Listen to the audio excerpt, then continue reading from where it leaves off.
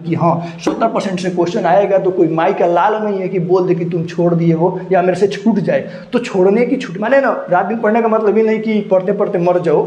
उनको चरणों में उनका लाके ज्वाइनिंग लेटर रख देना, बोल देना ये लीजिए हम अपनी कर्तव्य पूरा कर दी। हमें वही बात याद रहता है जो एग्जाम से एक दिन पहले पढ़े रहते हैं या तो बहुत ज़्यादा रिविजन किए रहते हैं।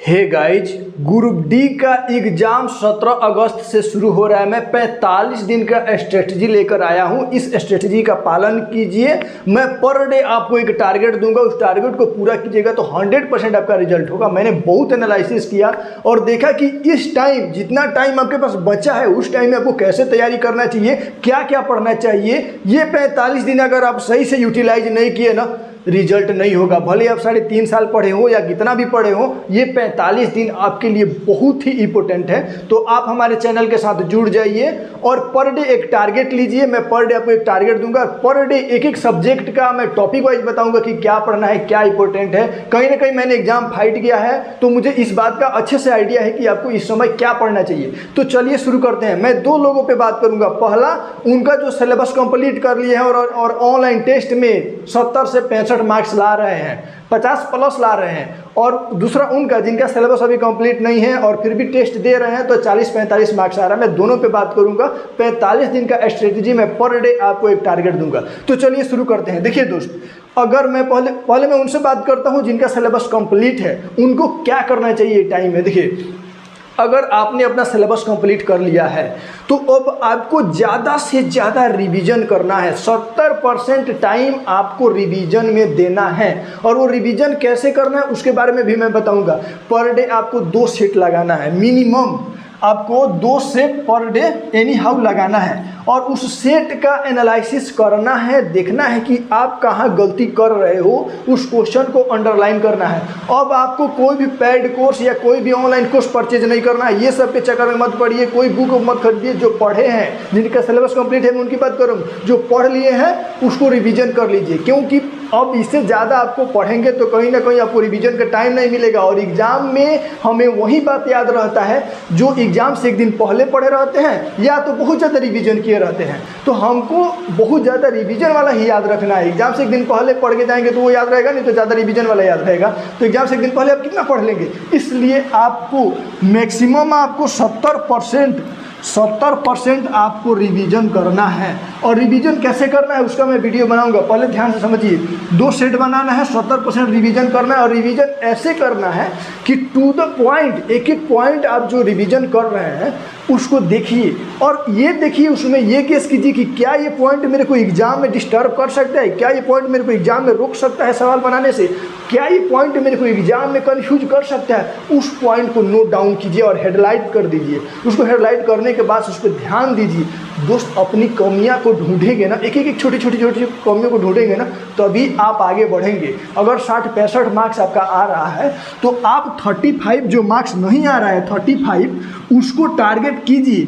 भले कट ऑफ 70 जाए 75 जाए, लेकिन टारगेट आपको एकदम पूरा करेक्ट रखना है। टारगेट परसेंटाइल पे बनेगा आपको। और इस बार बच्चों का तैयारी अच्छा है, कट ऑफ ज़्यादा जाने का चांस है, तो आप ज़्यादा से ज़्यादा रिवीजन करना है। इस 35 क्वेश्चन को आपको करना क्या है कि बारीकी से देखना है और उससे रिलेट करके और भी क्वेश्चन बना लेना है। क्योंकि अगर कोई क्वेश्चन फंस जा रहा है तो कहीं ना कहीं वो टॉपिक आपका कमज़ोर है, और कमज़ोर है तो उससे रिलेटेड भी क्वेश्चन फंस जाएगा। इसलिए आपको उस टॉपिक को पूरा कवर कर लेना है और एक मस्त लिख करके कहीं चिपका देना है। और पर डे रात में उस चीज़ को देखना है। सोने के टाइम मोबाइल बिल्कुल छोड़ दीजिए। अब सारा गलत चक्कर छोड़ दीजिए। जितना बाबू सोना जादू टूना से बात कर रहे हैं ना, सबको छोड़ छाड़ के एकदम अब आप रात में सोने के टाइम में आप जब भी सोइए, 12 बजे सोइए, 1 बजे सोइए, सोने के टाइम में आप उसको लेकर के पढ़ते पढ़ते सो जाइए। वो चीज़ आपको बहुत फ़ायदेमंद करेगा।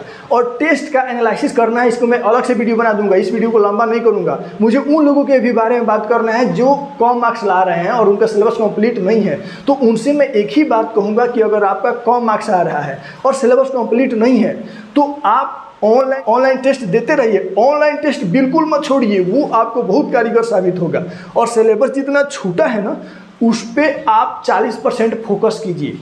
और बाकी 60% रिवीजन पे फोकस कीजिए। देखिए, ये माने नहीं रखता कि हमने कितना पढ़ा, ये माने रहता है कि हमने कितना बेस्ट पढ़ा। बात ध्यान समझिएगा, ज़्यादा खाना माने नहीं रखता है, गुड फूड, क्वालिटी वाला फूड माने रखता है। ज़्यादा खा करके पेट फैलाने से बेहतर है कि अच्छा खाइए, थोड़ा सा खाइए। तो ये बात हमेशा याद रखिएगा, कम ही पढ़िए, अच्छा से पढ़िए, क्योंकि इस बार रिजल्ट परसेंटाइल पे होने वाला है और आपका परसेंटाइल स्कोर अच्छा है तो आपका रिजल्ट होगा, नहीं तो नहीं होगा। परसेंटाइल का मतलब मैं एक वीडियो में बता दूंगा परसेंटाइल क्या होता है। परसेंटाइल का मतलब बस इतना ही अभी नॉर्मल समझ लीजिए कि ज़्यादा से ज़्यादा करेक्ट क्वेश्चन अटेम्प्ट करना, नेगेटिव कम से कम लेना ही परसेंटाइल है। ठीक है, तो आपको कम से कम नेगेटिव लेना है, और कम से कम नेगेटिव कब लेंगे, जब आपका रिवीजन अच्छा रहेगा। रिवीजन करने से क्या होता है ना, एग्जाम हॉल में क्वेश्चन से हमको डर नहीं लगता है, भय नहीं लगता, एकदम लगता है अरे यार ये तो हमारा दोस्त है, इस प्रकार का फीलिंग आता है। तो दोस्त एकदम मोटिवेट रहिए और इस बार जान लगा दीजिए, एकदम मैंने ना लगे कि हमको 45 दिन सबको छोड़ दीजिए, टोटली इग्नोर मारिए। फ्रेंड, दोस्त, भाई, बंधु, भाभी, गर्लफ्रेंड, माँ बाप को भी इग्नोर कीजिए। दोस्त मैं बोल रहा हूँ उनको भी इग्नोर कीजिए। इग्नोर करने का मतलब ये नहीं कि घर से बाहर निकाल दूँ, इग्नोर करने का मतलब उनको बोलो मामा पापा डिस्टर्ब मत कीजिए, हमें पढ़ना है, जॉब लेना है। जॉब लेने के बाद ना उनको चरणों में उनका लाके ज्वाइनिंग लेटर रख देना, बोल देना ये लीजिए, हम अपनी कर्तव्य पूरा कर दी, आपका नाम रोशन कर दिया। ठीक है, तो ये जो 70% ला रहे हैं और जो 50 से 45 के बीच ला रहे हैं, उनके लिए मैं पर डे एक टारगेट दूंगा, आप वो टारगेट पूरा कीजिए। और कहीं ना कहीं मैंने बेहतर एनालिसिस किया है किसी भी एग्जाम को लेकर के, तो मेरे से बेहतर कोई नहीं बता सकता। तो आपसे रिक्वेस्ट है कि आप मेरे चैनल के साथ जुड़िए और जुड़े रहिए, क्योंकि ग्रुप डी के बाद लोको पायलट, रेलवे की किसी भी वैकेंसी आती है तो मैं हमेशा आपके साथ हूँ पूरा दिलो जान से।